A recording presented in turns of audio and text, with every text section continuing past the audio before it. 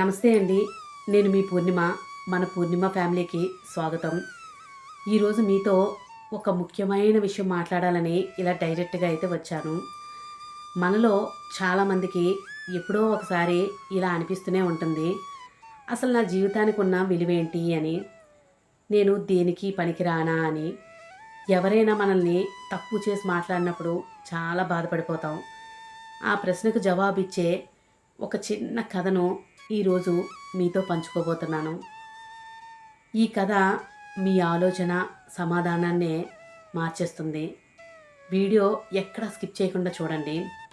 ఒకరోజు ఒక చిన్న పిల్లోడు వాళ్ళ నాన్న దగ్గరికి వెళ్ళి, నాన్న, అసలు నా జీవితానికి ఉన్న విలువేంటి అని అడిగాడు. అప్పుడు ఆ తండ్రి లోపలికి వెళ్ళి ఒక అందమైన మెరుస్తున్న ఒక రాయినైతే తెచ్చి ఆ పిల్లాడి చేతిలో అయితే పెట్టాడు. నువ్వు మార్కెట్కి వెళ్ళి ఈ రాయి నమ్ము, ఎవరైనా దీని ధర ఎంత అని అడిగితే నువ్వు ఏం మాట్లాడకుండా కేవలం 2,000 పైకి చూపించు అని, 2,000 ఇలా పైకి చూపించు అని చెప్పాడు. సరే అని ఆ పిల్లాడు మార్కెట్కి అయితే వెళ్ళాడు. అక్కడ ఒక ఆవిడొచ్చి, ఈ రాయి భలే ఉంది, ఎంతకిస్తావు అని అడిగింది. వాడు ఏమీ మాట్లాడకుండా ఈ 2,000 ఇలా పైకైతే చూపించాడు. ఓహో, 200, సరే నేను కొనుక్కుంటాను, ఇవ్వు అన్నది.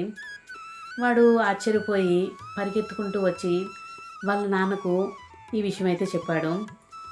అప్పుడు వాళ్ళ నాన్న ఏమన్నాడంటే, సరే ఇప్పుడు ఏం చేస్తావంటే ఈ రాయిని తీసుకువెళ్ళి నగరంలో ఉన్న ఒక పెద్ద మ్యూజియంలోని దీన్ని చూపించు అని చెప్పేసి చెప్పాడు. వాళ్ళు ధర అడిగితే మళ్ళీ 2,000 చూపించు అని అన్నాడు. అప్పుడు వాడు అలాగే అని చెప్పేసి వెళ్ళిపోయాడు అక్కడి నుంచి. ఆ మ్యూజియం వాళ్ళు ఆ రాయిని చూసి, ఇది చాలా అరుదైన రాయిలాగుందే, ఎంతకిస్తావు అని అడిగారు. వాడు మళ్ళీ 2,000 పైకైతే చూపించాడు.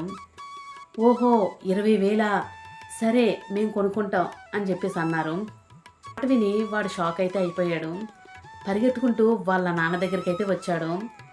అప్పుడు ఆ తండ్రి చిరునవ్వుతో, చూసావా నాన్న, నీ జీవితం విలువ కూడా సరిగ్గా ఇంతే.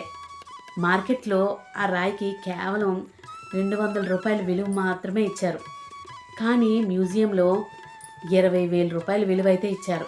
మన విలువ కూడా అలాంటిదే. మనం ఏ స్థానంలో ఉన్నాము, ఎలాంటి వ్యక్తుల మధ్యన ఉన్నాము అనే దానిపైన ఆధారపడి ఉంటుంది. నిన్నెప్పుడు విమర్శించే వాళ్ళ మధ్య, తక్కువ చేసి మాట్లాడే వాళ్ళ దగ్గర ఉంటే నీ విలువ ఆ 200 రూపాయలలాగే ఉంటుంది. అదే నీలోని టాలెంట్ని గుర్తించే వాళ్ళ దగ్గర ఉంటే నీ విలువ వేరే రకంగా ఉంటుంది. కాబట్టి మిమ్మల్ని ఎవరైనా తక్కువ అంచనా వేస్తే, లేదా మీ వల్ల కాదు అని అంటే అస్సలు బాధపడకండి. మీ స్థానాన్ని మార్చుకోండి. మీ బలం ఏంటో మీరే గుర్తించి మీ విలువేంటో నిరూపించుకోండి. ఈరోజు నేను చెప్పిన ఈ కథ మీకు నచ్చిందా?